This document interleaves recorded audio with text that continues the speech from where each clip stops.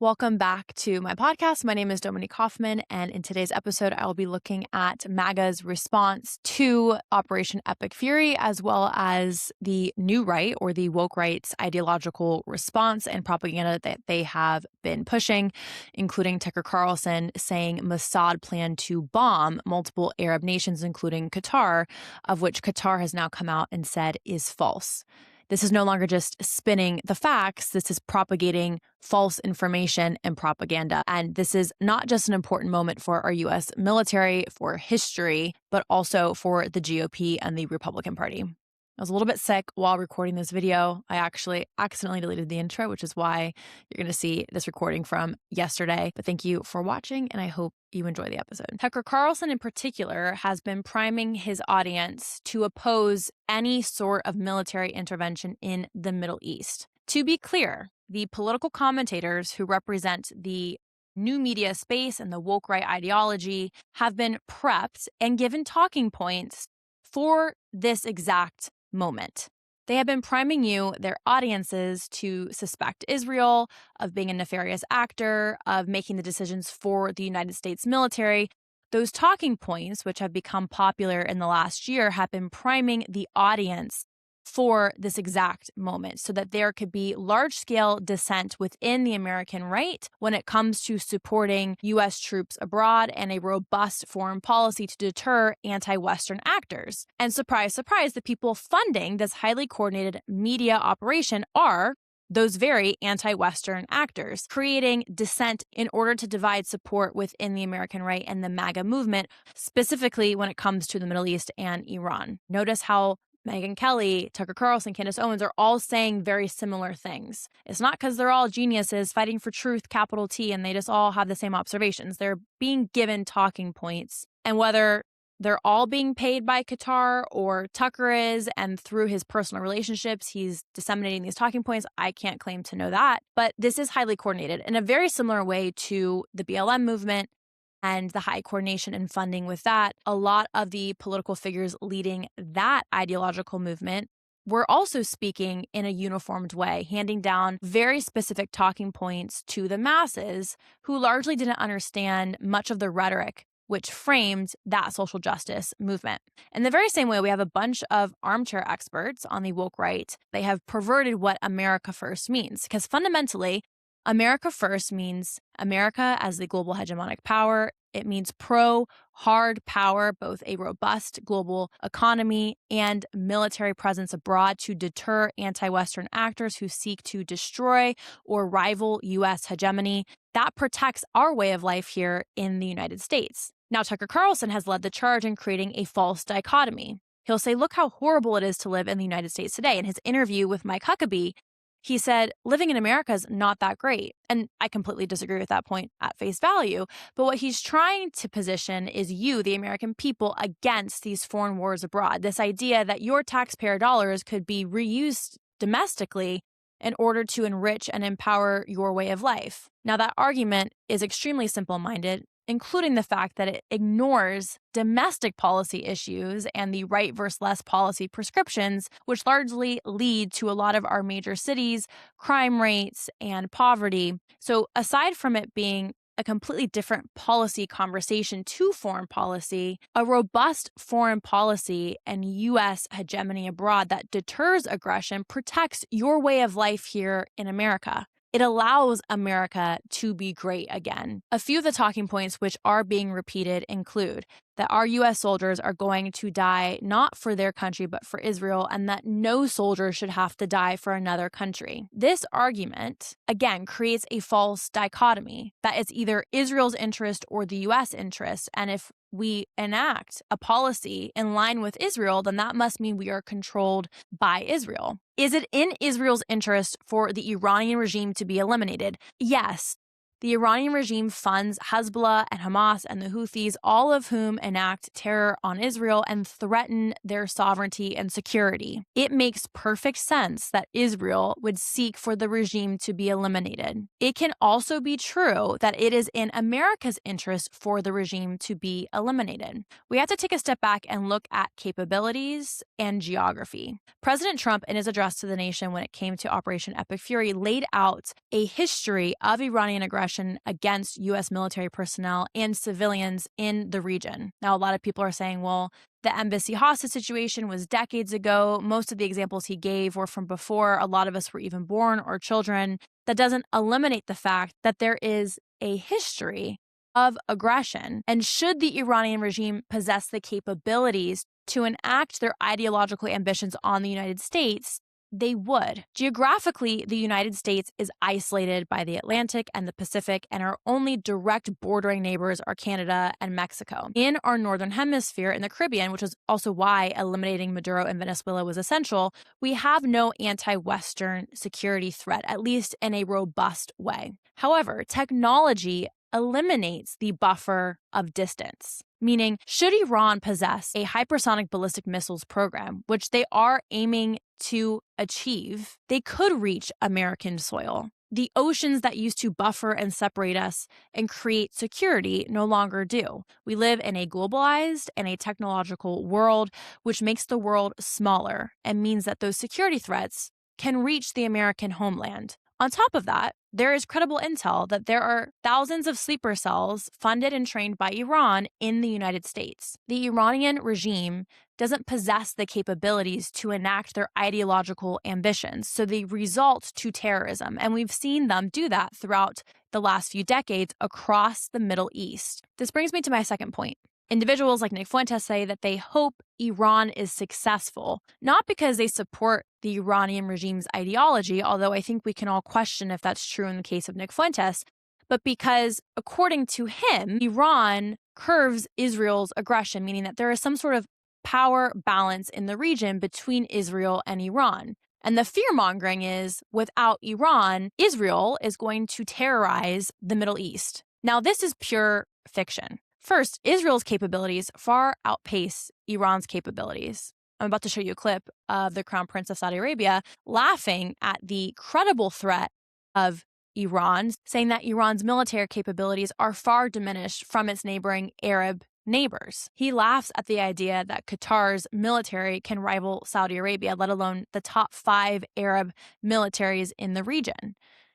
Iran's ideology motivates them to destabilize the region, which they have achieved through decentralized terrorism and complex networks of proxy powers. I said this in my last video. You have Hezbollah, Hamas, the Houthis. The Iranian regime supported the Assad regime, and they currently still have fighters in Syria. They also destabilized Iraq following the invasion of 2003. Iran and Iraq were at war in the 1980s, and following the invasion of Iraq, they destabilized reconstruction efforts. And they've also killed hundreds of our own military personnel who were in Iraq. And that gets us to the third point, which is this is going to lead us to World War III. False. Appeasing the Iranian regime could lead to World War III. The status quo of diplomacy has utterly failed, and the result has been a West that capitulates to Iran, meaning we fight Iran with rhetoric, we try and diplomatically engage with them, they never reciprocate, and it leads to an endless cycle of diplomacy failing.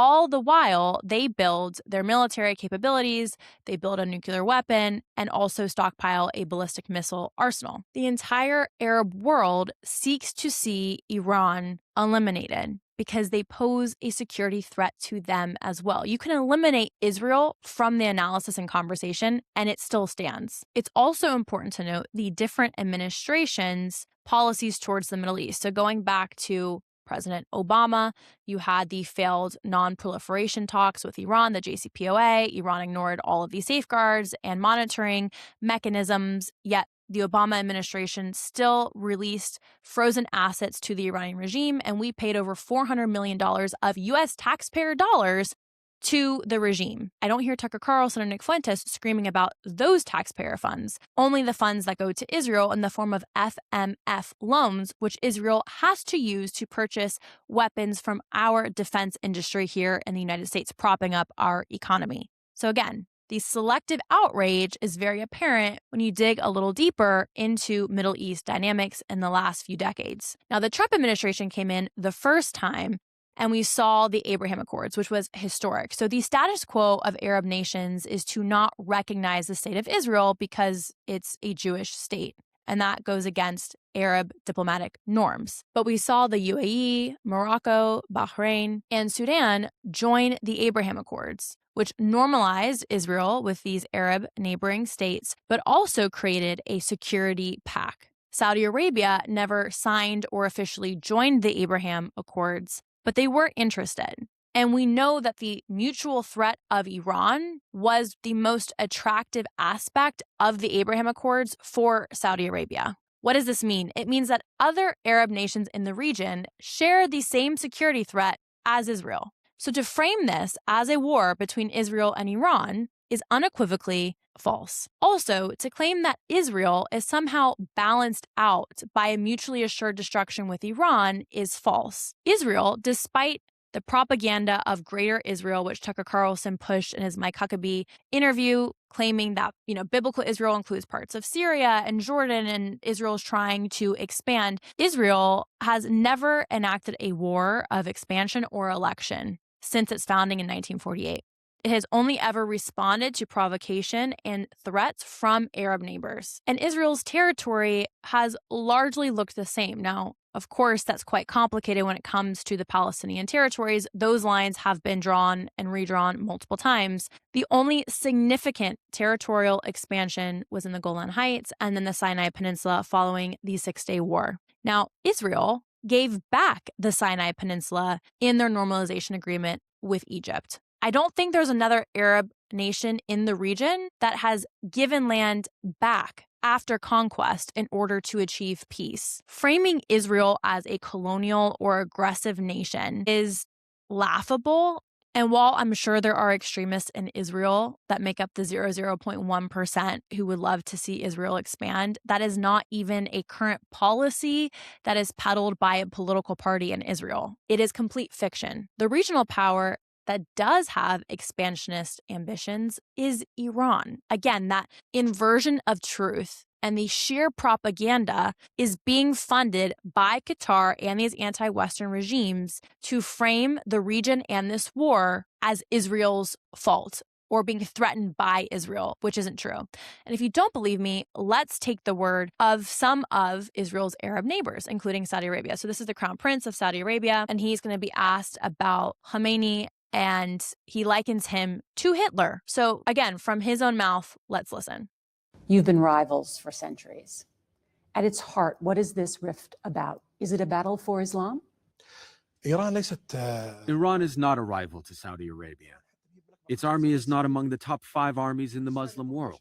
The Saudi economy is larger than the Iranian economy. Iran is far from being equal to Saudi Arabia.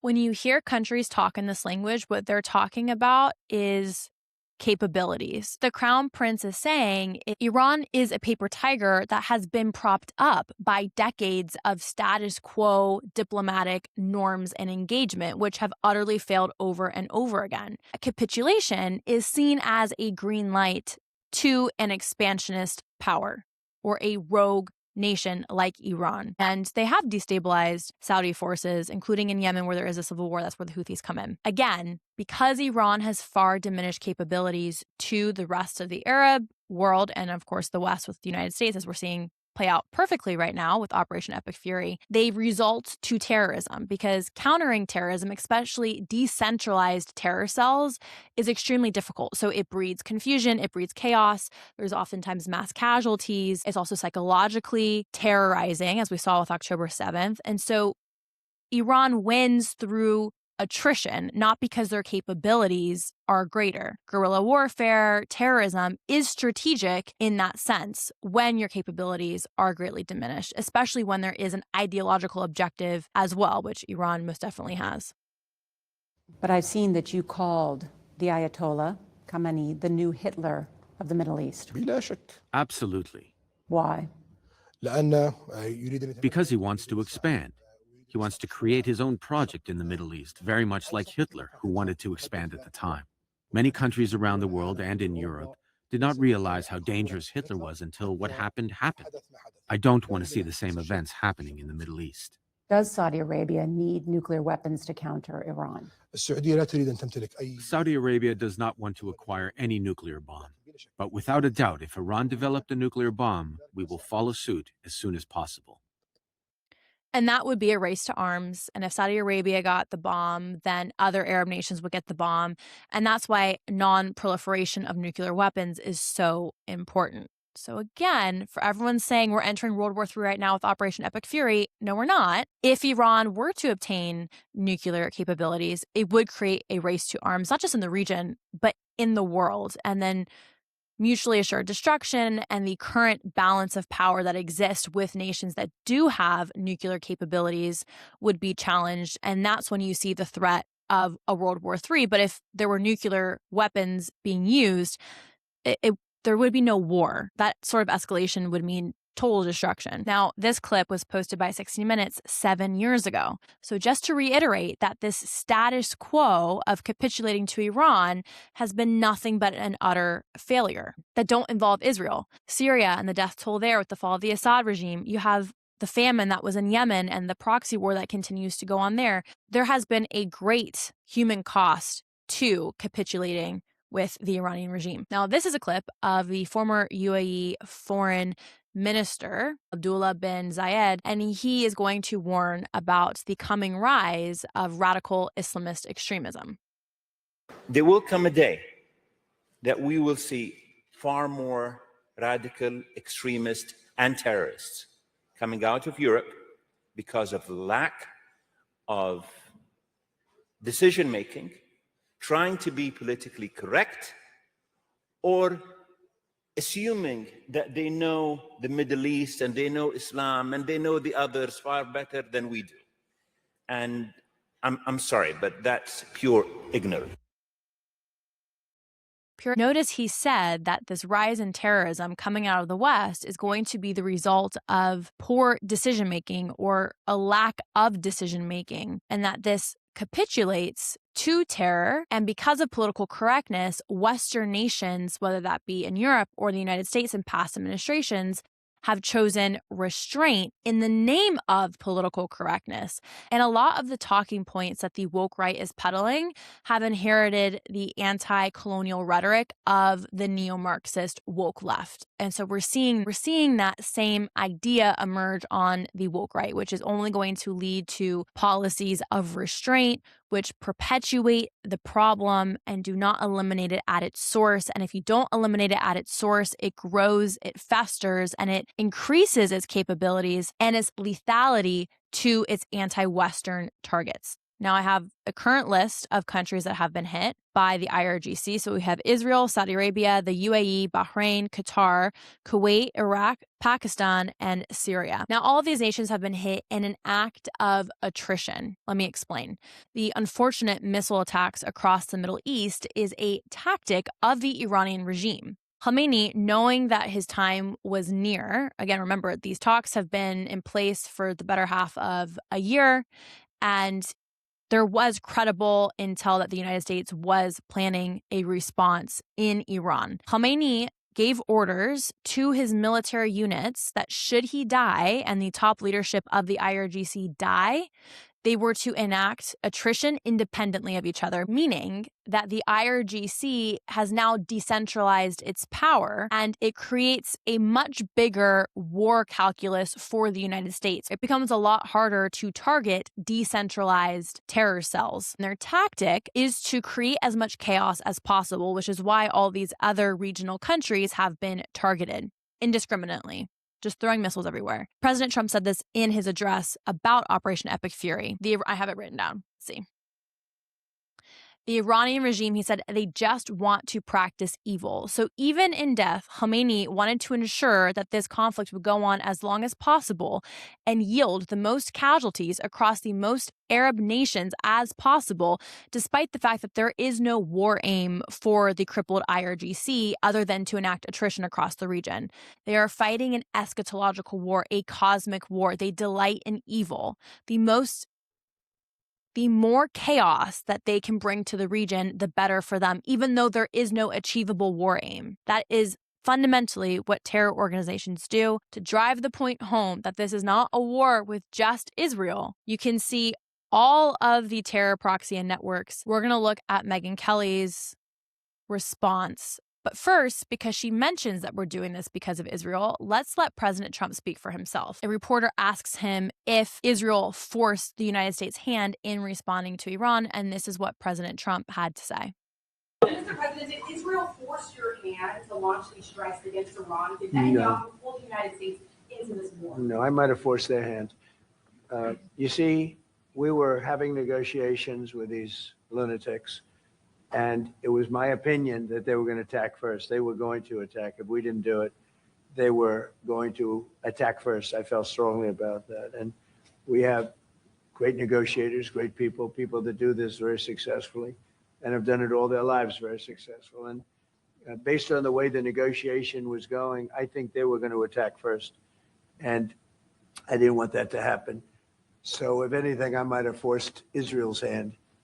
But Israel was ready and we were ready, and we've had a very, very powerful impact. And this is something that the woke right won't tell you. This is one of the most successful and largest, if not the largest, air operation, not just in U.S. history, but in history. And it has been incredibly successful. The highly discriminate response of the United States and Israel should be praised. The airstrikes have also been highly discriminate. In the airstrike that killed Khamenei, it also killed many other heads of the IRGC because the CIA had intel that they were all going to be meeting. This means that acting upon that credible intel, which the fact that the US and Israel had that intel speaks to our capabilities, it allowed the United States to discriminately eliminate key players within the Iranian regime. What does highly discriminate mean? That means that they are able to ensure a low cost to civilian life because they knew most of the leaders would be in one concentrated place. The woke right, which is constantly reporting civilian casualty numbers, hasn't talked about the highly discriminate, has failed to praise the United States' effective, highly discriminate military campaign. It also speaks to the war ethos of the United States and also Israel, meaning the United States is seeking low civilian casualty numbers, and they are strategically ensuring that that is executed. Do you think the Iranian regime cares if civilian lives are lost in the crossfires of this conflict? No. We've seen videos of missiles hitting hotels in Dubai. They don't care. All right, now President Trump hasn't loved the criticism of Tucker Carlson and Megyn Kelly, and we're going to look at Megyn Kelly's video next. President Trump and his allies are pushing back on a number of top conservative media figures, typically loyal to him, who have questioned ongoing military actions in Iran amid fears of prolonged war in the Middle East. This war started less than a week ago as well. The fact that we're already prolonging this war, this conflict might take a few weeks, might take a few months. That's not a forever war. I believe there's over 100,000 IRGC members, so it will take time to eliminate them. I have done what's right, number one, and you can't have Iran getting a nuclear weapon. That's predominant to me. Trump told the independent journalist Rachel Bade on Monday.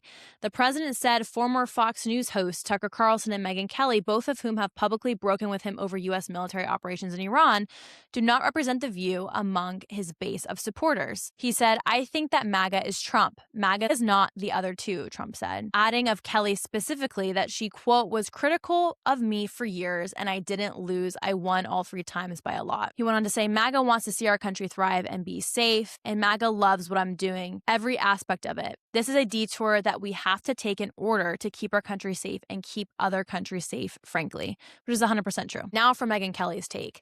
One other point I want to drive home is you have all of these individuals who have no Middle East foreign policy experience trying to boil down maybe the most complex region in the world, the intersection of religion, ethnic identity, national identity, as well as colonial history and just regional conflicts and tribalism make this part of the world more complex than the Israel-Iran paradigm that Western media is trying to frame this in. On Iran has begun. Where it ends and what's ahead for the United States remains unclear at this hour. U.S. Central Command, which oversees our military operations in the Middle East, announcing early this morning that now 4 U.S. service members have been killed. That's up from 3 yesterday, 1 service member succumbing to his or her injuries. Just a short time ago, President Trump gave an interview to the New York Post where he did not rule out potentially sending U.S. ground troops into Iran. The president saying, quote, "I don't have the yips with respect to boots on the ground, like every president says. There will be no boots on the ground. I don't say it. I say probably don't need them, or if they were necessary. First and foremost, I, Megyn Kelly, am praying for the troops." I mean, that's where my mind immediately went. The guys and the gals who have to actually carry out this mission, why again? And put their lives on the line for whom again? Are the ones who are on my mind. And I prayed for them mightily yesterday and the day before. And I hope you have and will continue to as well. Look, there are massive divisions over what we've done here. And people are going to change their minds over the coming days and weeks, one way or the other. But my own feeling is no one should have to die for a foreign country. I don't think those 4 service members died for the United States. I think they died for Iran or for Israel. Now, I hate this framing, and this is a very common framing on the woke right, which is that our service members who are fighting in the Middle East, this is also an argument that Nick Fuentes or Tucker Carlson have made about the 2003 invasion of Iraq, have died not for their country, but for the industrial war machine, for the Jews, for the neocons. And in this case, as Megyn Kelly is putting forth, which is an argument we've seen echoed across the woke right, for Israel. No soldier should have to die for another country, but they didn't die for another country. And I think framing it like they did is disrespectful to those service members. So first off, how dare you?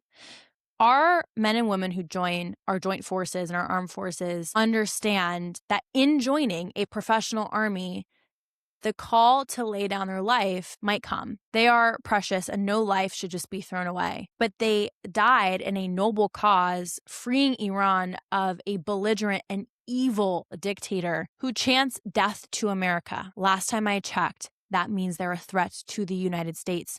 They killed 46 Americans on October 7th. They held 12 Americans hostage. These brave service members died fighting an anti-Western ideology, which, given the capabilities, would kill every American if they could.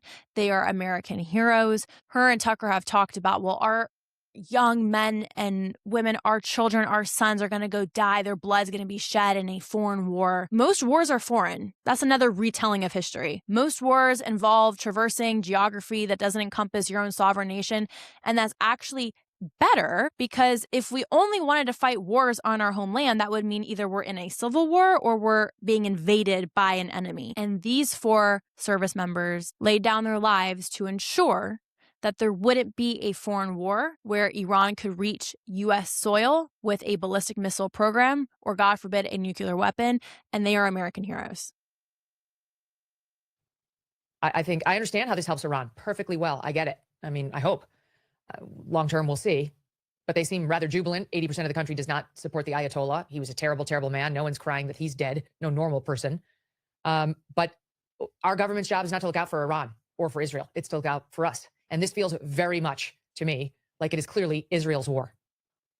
Mark Levin wanted it. It's his war. Ben Shapiro, Lindsey Graham, Miriam Adelson. That's obvious. They're the ones who've been pushing us into this. But in case you had any doubt whatsoever, the Washington Post is reporting it explicitly this morning, about why we did what we did and when we did it. In the briefing on Tuesday for the Gang of Eight, which consists of the leaders of the House, the Senate, and each chamber's intel committees, Secretary of State Marco Rubio indicated to lawmakers that the mission's timing and goals were shaped by the fact that Israel was going to attack with or without the United States, according to a person familiar with the outreach to lawmakers. So the only debate that seemed to be remaining was whether the U.S. would launch in concert with Israel or if the U.S. would wait until Iran retaliated on U.S. military targets in the region and then engage. That sounds perfectly right. I think you knew that before you heard me read it from the Washington Post. So Israel said they were going to do it. Tucker Carlson said this on the show on Thursday. He said exactly that. And sure enough, that was the position that we were in. And it would explain perfectly why President Trump seems to be having so much difficulty clearly defining why we are doing this. I mean, I don't know about you, but I have found the explanations lacking. I woke up on Saturday morning like the rest of you to his videotaped announcement where he was wearing the hat, did not walk away with clear understanding of what we're doing. It was restatements of things we've known for years. Yeah. President Trump's war aims were very clear. Iran can never possess the capabilities, whether they be nuclear or hypersonic ballistic missiles, to reach the American homeland. Talks with the regime have failed continually. The administration has been in talks since Operation Midnight Hammer. So this is not new. I also find it so interesting that she's reporting on the Washington Post saying that there was no imminent threat. That claim has been echoed across the media. Pentagon officials told Congress in a closed-door briefing that U.S. intelligence had no evidence Iran was planning a preemptive attack against American forces. The statement raised new questions about the justification for the large-scale military strikes launched under U.S. President Donald Trump. U.S. Democrats described the conflict as a war of choice, while the administration argued that Iran's missile capabilities and regional proxy forces posed an imminent threat. I don't find this credible whatsoever, particularly because the Gang of Eight are briefed on highly classified information. Even this says it is a closed-door briefing. Everything that they were told in that briefing is highly classified. So again, the fact that Megyn Kelly is reporting on this like this is fact, this is a rumor, essentially, about what happened behind those closed doors. It also depends on how you define imminent threat. Again, the time to address an adversary who has hypersonic ballistic missiles that wants to hit your homeland is probably not the day that they launch those missiles. It's going to be as they are building that missile arsenal and those capabilities. Yeah, we hate Iran. They hate us too. We've known that. Why are we doing this now? What is the catalyst? Obviously, President Trump does not want to say we did it because of Israel. What he said instead was, quote, our objective is to defend the American people. Okay, so far that sounds good. Why do we need defending? By eliminating imminent threats, he said, from the Iranian regime. Okay, we're under imminent threat now. What is it? What's the imminent threat from the Iranian regime? We saw CNN's Scott Jennings, who's always talking with the administration, parroting this over the weekend, posting on X, quote, senior Trump admin officials telling me that credible intel indicated Iran planned preemptive missile strikes against U.S. military targets in the region and against civilian targets as well. Failure to act would have resulted in mass U.S. casualties. Does that make any sense to you? I mean, stop and think about it for a minute. I'm close to this administration in many ways as well, but I don't allow them to use me like a fool. Does it make any sense to you that Iran was planning preemptive strikes against us and our civilians, knowing full well of the massive military assets we had moved into the region, the aircraft carriers and so on? Obviously, it doesn't. And okay, so her proof is that that just doesn't make sense to her. So actually, for optics, the regime planning a preemptive strike makes a lot of sense. I'm not saying that that's exactly what they were going to do, but they had credible sources to believe that they might act on that. Even if it was for a ceremonial signal to the U.S., it is actually not outside the realm of possibility that the regime would do this. But again, all Megyn Kelly's proof is that doesn't make sense. And CNN is parroting this narrative. Well, do you have proof of the contrary? Because to so boisterously denounce this as a lie, you think someone of Megyn Kelly's prestige and experience would have something more substantial than pure conjecture and personal conviction that that story just doesn't seem right. And sure enough, now today, it's all over. I mean, the Washington Post, U.S. intel assessments that Iran's forces were unlikely to pose an imminent threat to the U.S. mainland within the next decade. Okay, again, the attack came despite U.S. intel assessments that Iran's forces were unlikely to pose an immediate threat to the U.S. mainland within the next decade. And beyond that, CNN and Reuters report that Trump administration officials on Sunday acknowledged in closed-door briefings with congressional staff to whom they're obligated to brief, to speak and give their intel, quote, there was no intelligence suggesting Iran planned. That is one expert's opinion that is not citing any official intel. And beyond that, it goes to the concept of deterrence.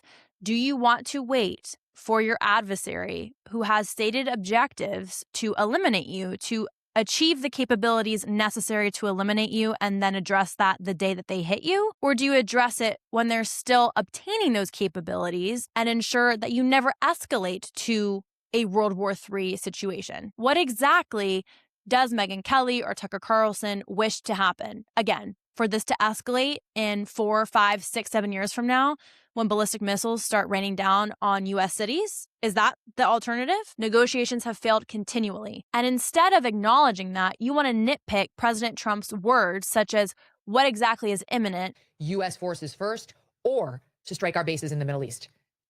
Okay, so there was no indication of an imminent attack. I don't know why Trump said that other than to try to justify the actions. But now we've heard it from several different reporting centers that there was none on the homeland, there was none on our outposts, there was none on our forces, and there was none on our bases in the Middle East.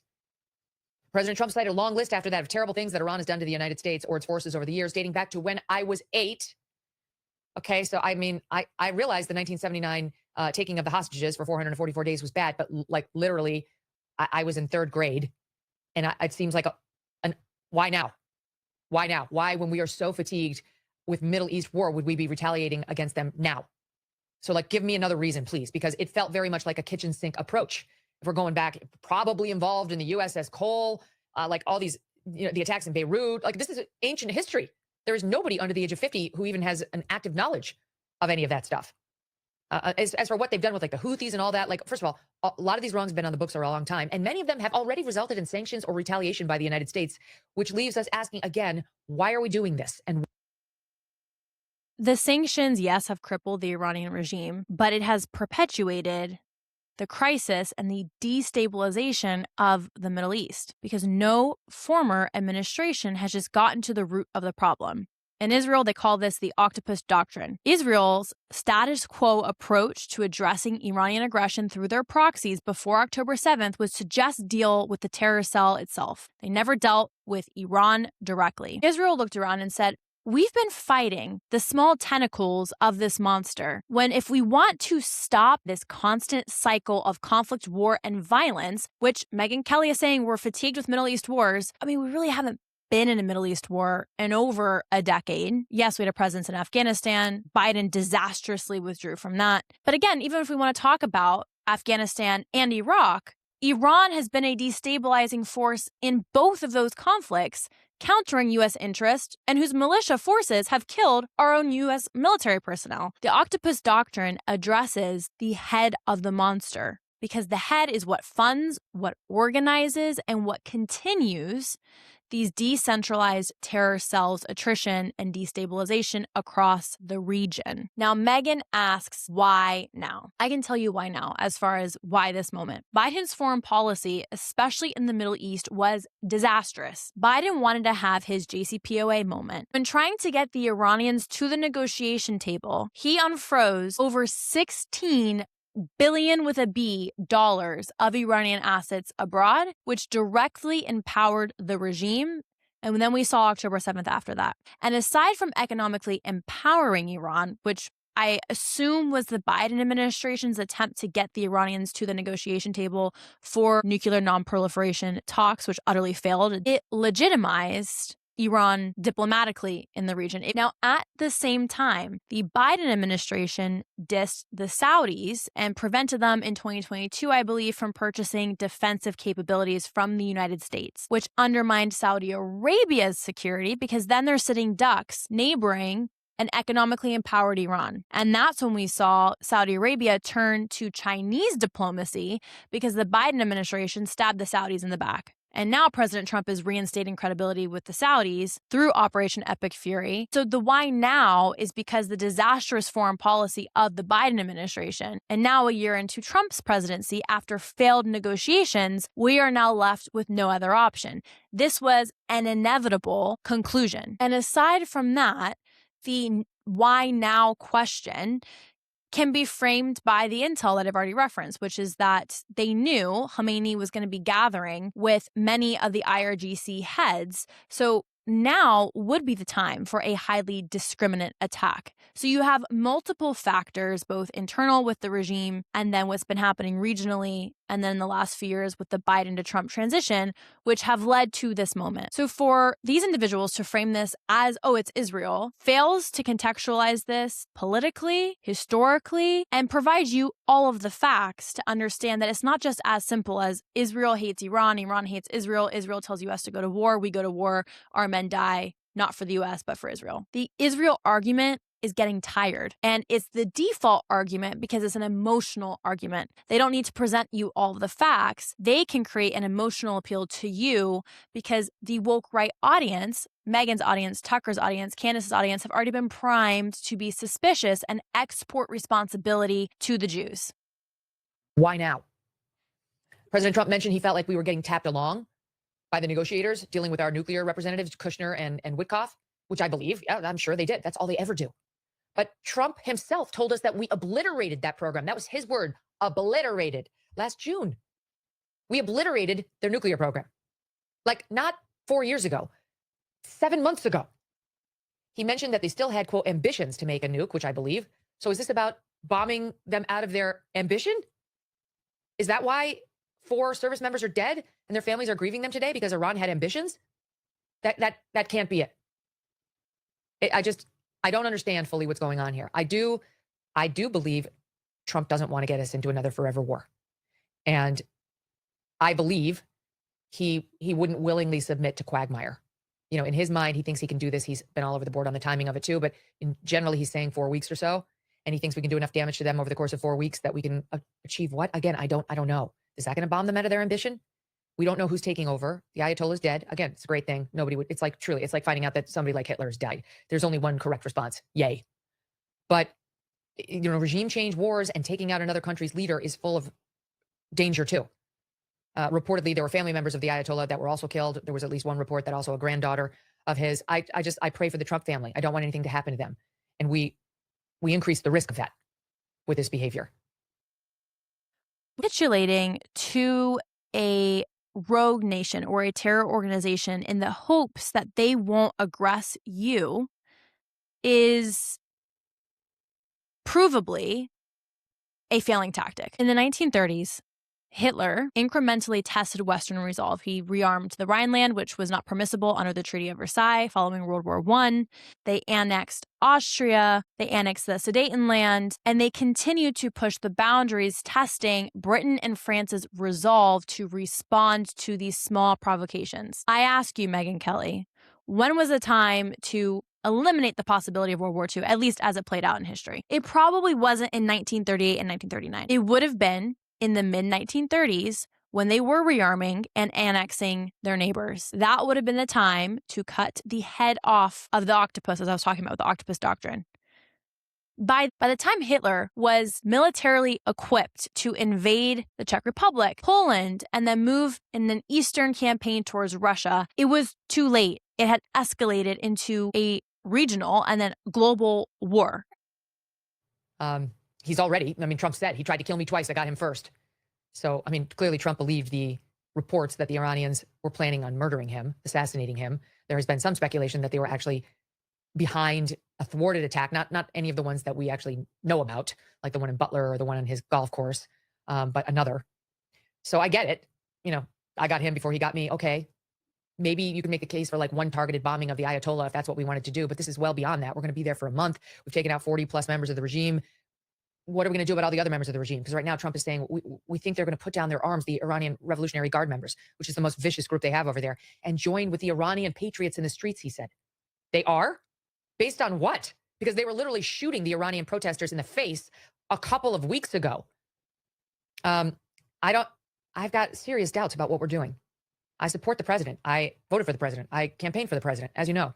But that doesn't mean, and being a conservative or being a Trump supporter or being part of MAGA does not mean you have to accept another Middle East war without questions.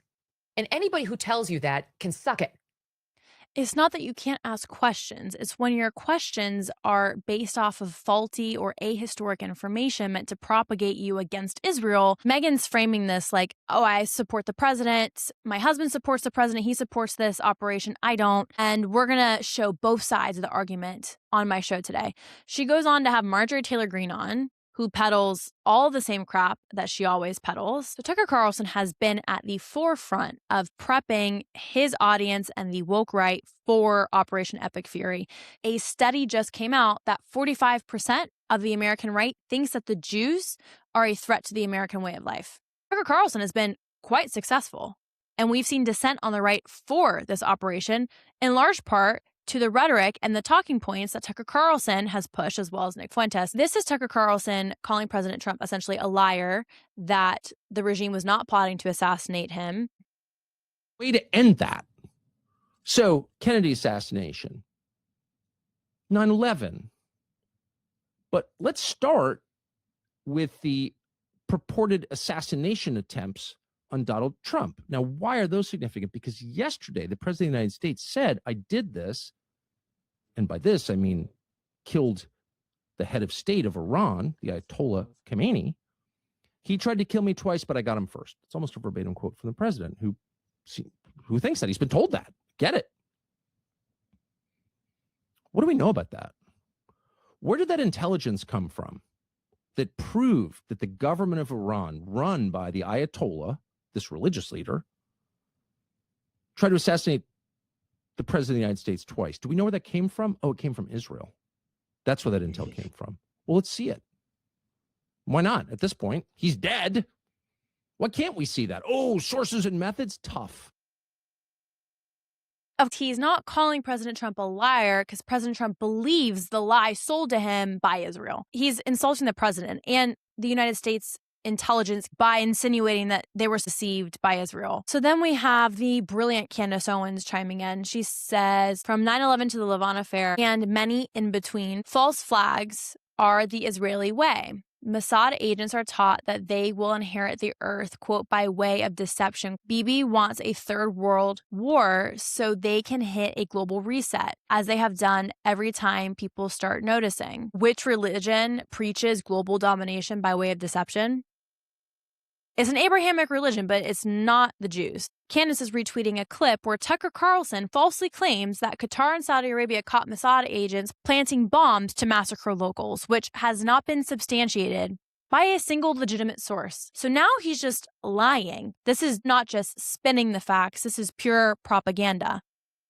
Now, that wasn't a risk from the Israeli standpoint. That was the point. That was the point. They wanted to diminish the Gulf, and in 2 days they have. And I think anyone who likes decency and order and cleanliness is hoping that the Gulf will recover. The Gulf is not a threat to us. We have military bases in these countries. These are some of decency and order and cleanliness is hoping. Tucker is obsessed with how clean Doha is. He uses the order of society, which in the Middle East is ruled by Sharia law, which is order through brutality and submission, as a foil to what he views as the declining West. That the Gulf will recover. The Gulf is not a threat to us. We have military bases in these countries. These are some of our closest allies. All of them are closer allies than Israel, by far. That's not true in the slightest. We have a robust and long-standing interconnected dependency with Israel that we do not have with our Gulf neighbors. Friends, but they've been really hurt. And in a place like Dubai, which is basically part of a country, it's an emirate within the United Arab Emirates, but it's also a luxury brand, basically. People go to Dubai because it's beautiful and rich and clean, and above all, because it's safe and orderly. It's got the busiest airport in the world. You start seeing video on Instagram of smoke in the Dubai airport, and you're like, I think I'm going to Cabo this year. Oh, sorry, drug cartels. Whatever. Maybe you go to Sedona this year.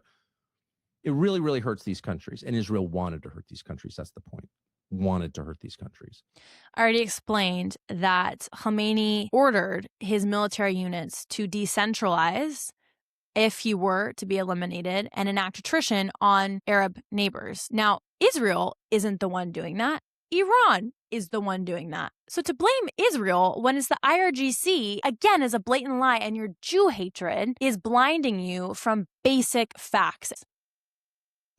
Wanted to sow chaos and disorder because they are rivals of Israel. So it's probably not, hasn't been reported, but it's a fact that last night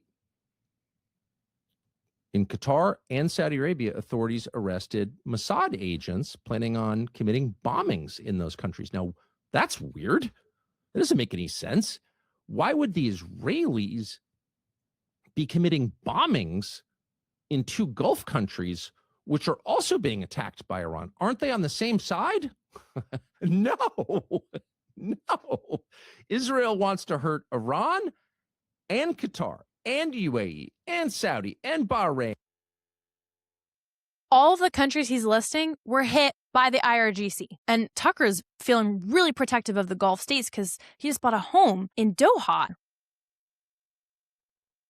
Of the nations mentioned include the UAE and Bahrain, both of whom are members of the Abraham Accords and have normalized with Israel. Crazy that you're going to claim Israel wants to attack and eliminate those countries. In the past 2 weeks alone, Tucker Carlson has been caught lying about Israel's president visiting Epstein Island. He had to redact that and take it out of his interview with Ambassador Mike Huckabee, getting detained in Israel. And now that Mossad is planting bombs in Qatar and Saudi Arabia. Going back to what President Trump had to say and bringing this back to the bigger picture, why does this infighting matter? Well, one side of this is completely propagating facts and lying to you. These are all elites. Candace, Tucker, Megyn. They are all wealthy individuals who are peddling you propaganda, probably being paid to do it, and creating a grievance-based populist movement, which is going to have far-reaching ramifications in the next presidential election. I guarantee you that Operation Epic Fury and all the propaganda that is happening now is going to become extremely hostile talking points within the GOP. It's going to boil down to a Rubio-Vance presidential ticket. I believe President Trump is going to endorse Rubio, but now we have such a robust counter coalition within the GOP that I actually think the likes of Nick Fuentes would spoil the primaries or the election and encourage his voters to either not vote or to vote for a Democrat. And they are going to weaponize the youth vote and the Groyper vote against a Rubio ticket. I think we are gearing up for some of the most contentious politics we've ever seen in U.S. history, specifically on the right. We're praying for our service members in the Gulf and praying for the people of Iran, and I will see you in the next episode.